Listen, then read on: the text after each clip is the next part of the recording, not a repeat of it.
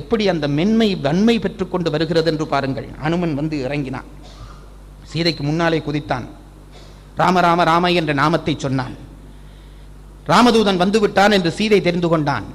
சீதை ராமன் உடனே சீதையோடு உரையாடல் எல்லாம் முடிந்த பிறகு அனுமன் உட்கார்ந்திருந்து, தாயே, இனி நீ இந்த அசுரர் மத்தியிலே அரக்கர் மத்தியிலே இருந்து வேதனைப்படாதே, என் தோளிலே ஏறு, நான் உடனே உன்னை கொண்டு போய் ராமனிடம் சேர்த்து விடுகிறேன். நாங்களா இருந்தா என்ன பண்ணியிருப்போம்? ஊர் பேர் தெரியாத இடத்திலே அகப்பட்டிருக்கிறோம், சுற்றி வர அரக்கியர்கள், ராவணன் 1 மாத கெடு வைத்து விட்டான், இப்போ ஒருத்தன் வந்து தோளில் ஏறு என்றால் உடனடியா தட்டிட்டு ஏறி உட்கார்ந்துருப்போம். சீதை சொன்னாள், இது என்ன பேச்சு நீ பேசுகிறாய்? அந்த அரக்கன் நினைத்ததை நீயும் நினைதியோ?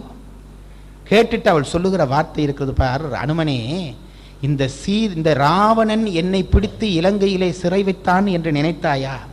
பைத்தியக்காரா, ராவணன் என்னை சீதையிலே வைத்து இலங்கையிலே சிறை பிடித்து வைக்கவில்லை. அவனுடைய வீரத்துக்கு பயந்து நான் நிற்கவில்லை. இந்த இலங்கையிலே அரக்கர்கள் என்னை பயந்து நிற்கவில்லை. நான் ஏன் இங்கே உட்கார்ந்து இருக்கிறேன் தெரியுமா? நான் நினைத்தால் என் ஒரு வார்த்தையினாலே இந்த இலங்கையை சுட்டு சாம்பலாக்குவேன்.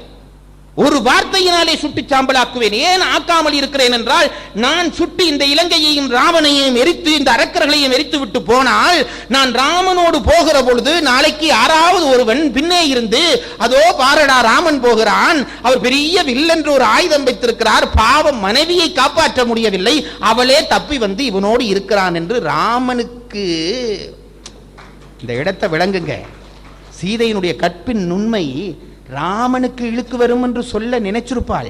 அவளுக்கு அந்த சொல்ல கூட சொல்ல விருப்பம் இல்லையா? ராமனுக்கு இழுக்கு வரும் என்று சொல்றதே சொல்லளவுல கூட சொல்ல விருப்பம் இல்லை. பிறகு நினைத்தாள், ராமனுக்கு என்று சொல்லப்படாது, ராமனுடைய வில்லுக்கு இழுக்கு வரும் என்று சொல்லலாமோ? அப்படி சொல்ல நினைத்தாள். பிறகு நினைத்தாள், வில்லுக்கு இழுக்கு வந்தால் என்ன, ராமனுக்கு விழுக்கு வந்தால் என்ன, அது கூட சொல்ல மனம் இல்லை. பிறகு என்ன செய்து முடிக்கிறாள்? பாட்டை சொல்லுகிறேன், கவனியுங்கள். அல்லல் மாக்கள் இலங்கையர் ஆகுமோ, எல்லை நீத்த இவ்வுலகம் யாவும் என் சொல்லினாற் சுடுவேன், அது தூயவன், நிறுத்தி கமா போடுறாள், வில்லின் கமா ஆற்றற்கு மாசென்று வீசினேன். ராமனுக்கு மாசு இல்லை, வில்லுக்கு மாசு இல்லை, அவனுடைய ஆற்றலுக்கு மாசு வரும் என்று போட்டுட்டு இருக்கிறேன்டா, என்ன நீ காப்பாற்ற வேண்டாம், ராமனை வர சொல்லி என்றான். திகைச்சு போனான் அனுமன், பெரிய படிப்பாளி, திகைச்சு போனான். வந்து குதிச்சான் கீழே, வந்து இறங்கினான் ராமன். ராமன் கேட்டான், சீதையை கண்டாயா என்றான். அவன் சொன்ன அழகெல்லாம் அழகு, அது ஒரு பக்கம் தூக்கி போடுங்க. அவன் என்ன செய்தான்? அவன் படிப்பாளி தான் பாருங்க. சீதையை கண்டாயா என்று கேட்ட உடனே கண்டேன் என்று தப்பித்தவறி அனுமன் பதில் சொல்லி இருந்தால் அடுத்த கேள்வி என்ன வரும்? சீதை ஒழுக்கத்தோடு இருக்கிறாளா என்று ராமன் கேட்டு விடுவான். இவனுக்கல்ல, இவன் வில்லுக்கல்ல, இவன் ஆற்றற்கு என்று இழுத்து ஒரு மாசு என்ற சொல் ராமனோடு சேர்ந்து விடக்கூடாது என்று சொல்லுகிற சீதையை நினைக்கிறான் அனுமன். அப்படிப்பட்ட சீதைக்கு நான் சீதையை கண்டேன் என்றால் சீதை ஒழுக்கத்தோடு இருக்கிறாளா என்று ராமன் கேட்டு விட்டாலே மாசு என்று இவன் நடுங்கி போனான். ஆகவே அவன் என்ன சொன்னான்? ராமனை பார்த்து சொன்னான், ராமா, நான் சீதையை காணவில்லை என்றான். கண்டாயன் என்று சொன்னால் தானே இந்த பிரச்சனையெல்லாம். காணவில்லை, நான் எதை கண்டேன்? கற்பனை இப்பிறப்பென்பதொன்றும் இரும்பொறை என்பதொன்றும் கற்பனப்படுவதொன்றும் களிநடம் புரிய கண்டேன். முன்வரி என்ன தெரியுமோ? விற்பெரும் தடந்தோல் வீர வீங்கு நீர் இலங்கை வெற்பில் நட்பெரும் தவத்தாலாய நங்கையை கண்டேன் அல்லேன். இதுல பாருங்க, காணவில்லை என்பதற்கு அவர் சொல்லுகிறாட நட்பெரும் தவத்தலாய நங்கையை. காணாதவனுக்கு இதெல்லாம் எப்படி தெரிஞ்சது? கண்டுட்டேன் என்பது அதுக்குள்ளே உண்டு. நட்பெரும் தவத்தலாய நங்கையை கண்டேன் அல்லேன், இப்பிறப்பென்பதொன்றும் இரும்பொறை என்பதொன்றும் கற்பனப்படுவதொன்றும் களிநடம் புரிய கண்டேன். கண்டுட்டு முடிவு சீதை அனுமன் ராமனை பார்த்தான். ராமா, ஒரு சின்ன விஷயம் என்றான். என்னப்பா சொல்லு, எதுவானாலும் சொல்லு. இப்ப அனுமனுக்கு பெரிய சங்கடம். ஏனென்றால் அனுமனுக்கு வாயு பகவான் தந்தை சொன்ன உத்தரவு, நீ எவனை காணுகிற பொழுது உன் மெய்சில் இருக்கிறதோ அவன் தான் உனக்கு கடவுள்.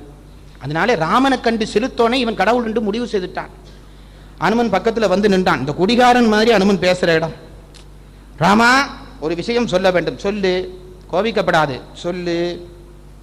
திருப்பவும் சொல்லுகிறேன், கோபிக்கப்படாது, சொல்லு. ராமா, நீதாண்டா எனக்கு கடவுள், நீதான் எனக்கு தெய்வம்.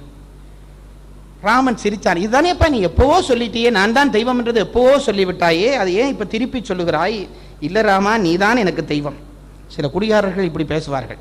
அண்ணே நீங்க தானே எனக்கு தெய்வம், ராமா நீதான் எனக்கு தெய்வம். அதை ஏனப்பா திருப்ப திருப்ப சொல்கிறாய்? தெய்வம் என்பதை தானே நீ எனக்கு எப்பவோ சொல்லிவிட்டாயே. ஆனா ஒரு சின்ன திருத்தத்தோட நீ தெய்வம் என்றான். என்ன என்று கேட்ட உடனே அனுமன் சொல்லுகிறான், உன் பெரும் தேவி என்ற உரிமைக்கும் உன்னை பெற்ற மண்பெரும் மருகள் என்ற வாய்மைக்கும் மிதிலை மன்னன் தன்பெரும் தனையல் என்ற தகமைக்கும் தகமை சார்ந்த ராமா சாரி, என் பெரும் தெய்வம் ஐயா இன்னமும் கேட்டி என்றான். ராமா நீ எனக்கு தெய்வம், சீதை பெரும் தெய்வம்.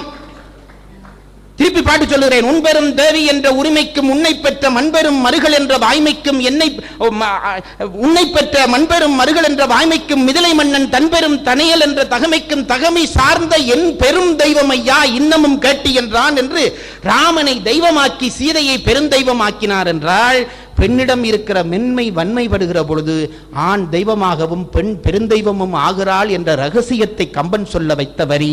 இந்த வாய்ப்பை சொல்வதற்கு வாய்ப்பளித்த அத்தனை பேர்களுக்கும் நன்றி சொல்லி இந்த பெரும் மன்றம் இன்னும் பல்லாண்டு வளர வேண்டும், உங்கள் ரசனை வளர வேண்டும் என்று கேட்டு விடைபெறுகிறேன். வணக்கம்.